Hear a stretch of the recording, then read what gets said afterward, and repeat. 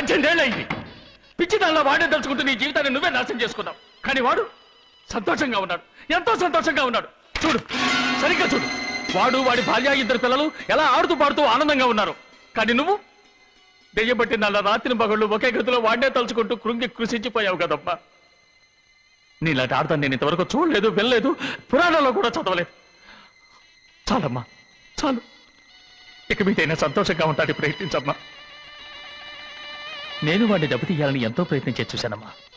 వాడి గ్రేనైట్ ఫ్యాక్టరీని నా రాజకీయ పలుకుబడి ఉపయోగించి గవర్నమెంట్ స్వాధీనం అయ్యేట్టు చేయాలని ప్రయత్నించాను. కుదరలేదు. వాడు అసాధ్యుడు. వాడి పేద ఏమీ లేదు. ఉన్నదంతా ఊళ్ళో ఉన్న వాళ్ళందరి పేర రాసేశాడు. పోలీసులు వెళ్తే ఊళ్ళో వాళ్ళంతా ఎదురు తిరుగుతున్నారు. ప్రజలు ఉన్నప్పుడు గవర్నమెంట్ ఏం చేయగలుగుతుంది? మనం వాడిని ఏం చేయలేమని ఖచ్చితంగా తేలిపోయిందమ్మా.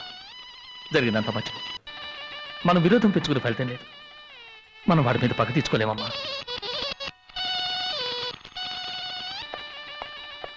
డామిట్, ఇంకా ఎన్నేళ్ళని వాడి పెళ్ళే చూస్తూ కూర్చుంటావు. వాడికి పెళ్ళి వచ్చిన 2 కూతుళ్ళు ఉన్నారు. వాడి కూతురు కూడా నా కొడుకు జరిగే కాలేజీలోనే చదువుతారు.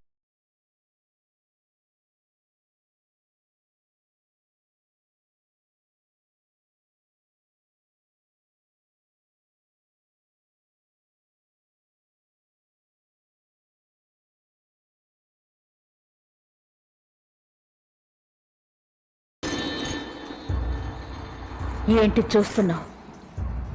18 ఏళ్ల తర్వాత నరసింహం మీద పగ తీర్చుకోవడానికి నాకు మరో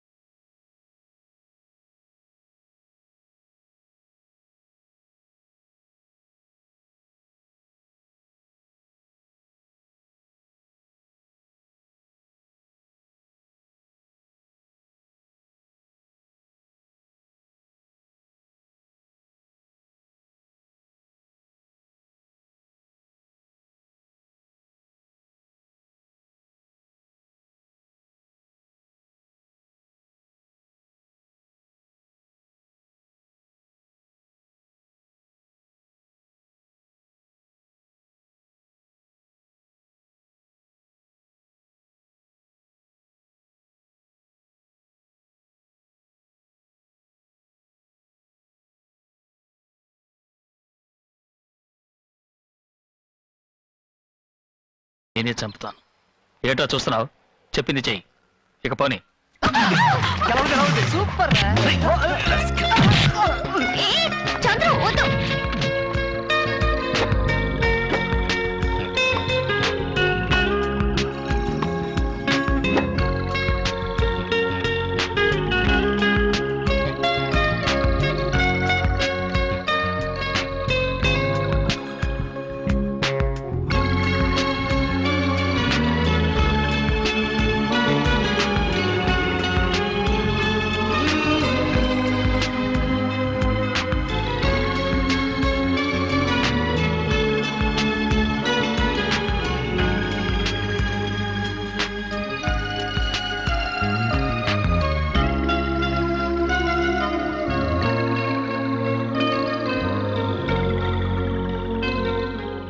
ఎందుకు ఏడుస్తున్నావు? నేనేమన్నా నిన్ను చంద్రుని విడదీయడానికి వచ్చానా? కలపటానికే వచ్చాను. దిగులు పడకు. నీకు మా అన్నయ్య కొడుకు తప్పకుండా పెళ్లి జరుగుతుంది. దీన్ని మీ నాన్న తలుచుకుని ఆపలేడు. లేదా ఆంటీ, మా నాన్న గురించి మీకు తెలీదు. నాకు తెలీదా? ఏం తెలుసు? 18 ఏళ్ళుగా మీరు ఊళ్ళోనే లేరన్నారు. ఉండుంటే మన ఫ్యామిలీ ఫ్రెండ్స్ గానే ఉండేవాళ్ళం. ఈ పెళ్లి ఈజీగా జరిగి ఉండేది. ఇప్పుడు మాత్రం ఏమిటి? అంత ఈజీగానే జరుగుతుంది. ఈసారి నేను అనుకున్న జరిగి తీరాలి. అమ్మా మీకు ఫోన్ వచ్చింది. నేను మాట్లాడొస్తాను. అబ్బా ఇంకా అమ్మాయిలకు రాలేదా? పిలవడానికి వెళ్ళారుగా. అన్నయ్య, అనిత ఒప్పుకుంటుందా? ఎందుకమ్మా దిగులు పడతావు? అది నా కూతురమ్మా.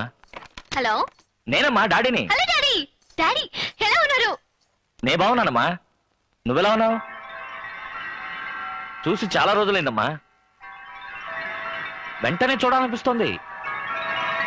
ఏం లేదు నాన్న, ఈ నెలతో నీ పరీక్షలు అయిపోతాయి కదా, నీకు వెంటనే పెళ్లి చేసి చూడాలని నేను ఆశపడుతున్నాను. మీ అమ్మ ఆశపడుతుంది. బంగారా కొట్టవండి. పెళ్లి కొడుకు ఎవరో తెలుసా? ఇంకెవరో కాదు, నీ అత్తయ్య కొడుకే. నీకు వాడికి పెళ్లి చేసి చూడాలని అందరం ముచ్చట పడుతున్నాం. ఏమైనా మనోడు సాంప్రదాయ ప్రకారం పిల్లాడు ఇష్టపడితేనేగా పెళ్లి.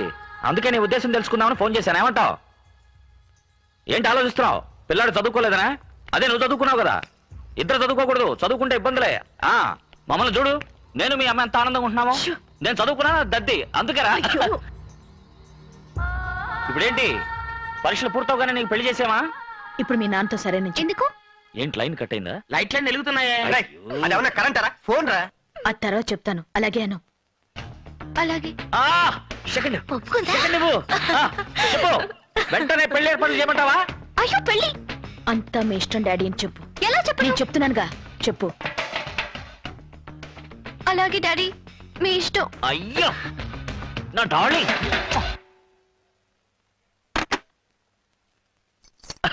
ఏమయ్యపురాలా, పిల్ల ఒప్పుకుంటున్నాను అడిగావే. ఎవరి కూతురు? ఈ నరసింహం కూతురు. ఏం పెళ్లి కొడుకా, సంతోషానా? నువ్వు అలా చూస్తూ ఉండు, ఈ పెళ్లి ఎంత బ్రహ్మాండంగా చేస్తాను. రై సుందరయ్య, బంగారయ్య, జామ్ జామ్ అని సందుకి, గడప గడపకి, తలుపు తలుపుకి తోరణాలు కట్టి అదరగొట్టండి. మన వంశంలో ఇంతవరకు ఎవరు చేయని విధంగా ఈ పెళ్లి అంత గొప్పగా జరిపిస్తాడు ఈ నరసింహం. నువ్వు ప్రాణానికి ప్రాణంగా ప్రేమించిన చంద్రుడు నీకు కావాలి. మీ ఊళ్ళో మీ అమ్మా నాన్నల ఆశీర్వాదంతో నీ పెళ్లి జరగాలని నువ్వు కోరుకుంటున్నావా? అయితే నేను చెప్పినట్టు చెయ్యి.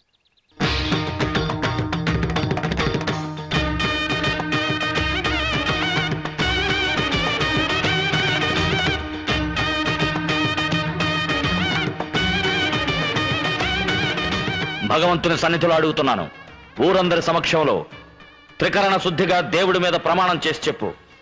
ఈ అమ్మాయిని పెళ్లి చేసుకోవడం మనస్ఫూర్తిగా నీకు ఇష్టమేనా? ఇష్టమే మావయ్య, ఇష్టమేనండి. నువ్వు కూడా నీ ఉద్దేశాన్ని మనస్ఫూర్తిగా దేవుడి మీద ప్రమాణం చేసి చెప్పు. ఈ అబ్బాయిని చేసుకోవడం నీకు ఇష్టమేనా?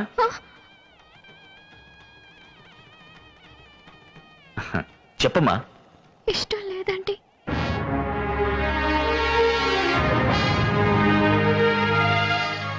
ఎందుకు ఇష్టం లేదు? మీ ఇద్దరితో మాట్లాడేగా ఈ పెళ్లికి ఏర్పాటు చేశారు. ఆ రోజు పరిస్థితికి ఒప్పుకోవాల్సి వచ్చింది. ఈ పెళ్లి కొడుకు నీకు నచ్చలేదా? నేను ఇంకొకరిని ప్రేమించాను. అతన్నే పెళ్లి చేసుకోవాలని ఆశపడుతున్నాను. సరే, నువ్వు ప్రేమించిన అబ్బాయి ఇక్కడ ఉన్నాడా? చెప్పు.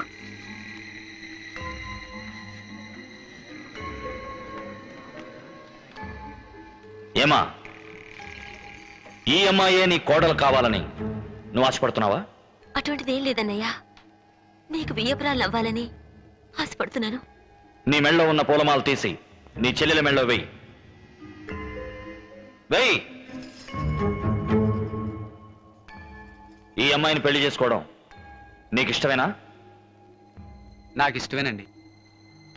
నీకమ్మా? ఎవరికి భయపడకుండా నీ మనసులో ఉన్నది చెప్పు. పెళ్లి కొడుకంటే నాకు ఇష్టమే, కానీ ఇప్పుడు ఈ పెళ్లి చేసుకోవడం ఇష్టం లేదు. ఏంటమ్మా నువ్వు అనేది? అక్కయ్యకి పెళ్లి కాకుండా నేను పెళ్లి చేసుకోవడం నాకు ఇష్టం లేదు. నాకు అక్కయ్యకి ఒకే రోజు పెళ్లి జరిగినా కూడా పర్వాలేదు, కానీ తనకన్నా ముందు నేను చేసుకుంటే ఆ తర్వాత అక్కయ్యకి ఇక్కడ పెళ్లి జరగదు అని భయంగా ఉంది. తమరి నిర్ణయం ఏమిటో? మా వంశపారంపర్యంగా వస్తున్న సంప్రదాయాన్ని నేను ఇప్పుడు మార్చలేను. ఈ ఊళ్ళో జరిగే ప్రతి వివాహానికి కన్నవాళ్ళ అంగీకారం కన్నా చేసుకోబోయే వాళ్ళ అంగీకారమే ముఖ్యం. ఇష్టం లేని ఏ వివాహం ఈ ఊళ్ళో జరగకూడదు. అటువంటి వివాహాన్ని ఏనాటికి నా వంశీకులు చెయ్యరు.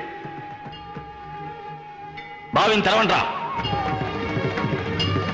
వీరి చేతుల మీదుగా ఈ ఊళ్ళో పెళ్లిళ్ళు జరుగుతున్నప్పటి నుంచి ఇంతవరకు ఆ బావి తెరవలేదు.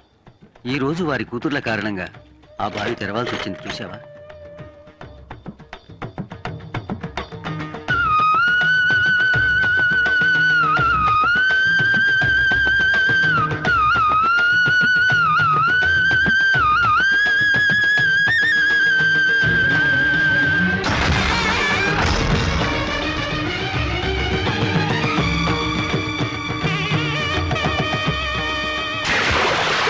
ఈ ఊరి కట్టుబాటు ఏమిటో మీకు తెలుసు కదా. మీ అమ్మాయి మనసారా ఎవరిని ఇష్టపడుతుందో అతనికే ఇచ్చి తనకు వివాహం చేయాలి. అది మీరు ఇంకెవరికైనా ఇచ్చి వివాహం చేస్తే మీ కుటుంబానికి ఈ ఊళ్ళో స్థానం ఉండదు. ఇక్కడ జరిగింది నేను అవమానం అనుకోను. నా కూతుళ్ళ మనసు అర్థం చేసుకోవడానికి ఏదో సందర్భం అనుకుంటాను. ఇప్పుడు చెప్తున్నాను, మీ అందరి ముందు చెప్తున్నాను, నా పెద్ద కూతురికి తను మనసారా ప్రేమించిన ఆ అబ్బాయికి వచ్చే ముహూర్తానికి ఇక్కడ పెళ్లి జరుగుతుంది. అదే ముహూర్తానికి నా రెండో కూతురికి నా చెల్లెలి కొడుక్కి ఇక్కడే పెళ్లి జరుగుతుంది. ఒకవేళ జరగకపోతే ఈ నరసింహం ఊపిరి ఆగిపోతుంది. ఇది ఆ భగవంతుడి మీద ఆన.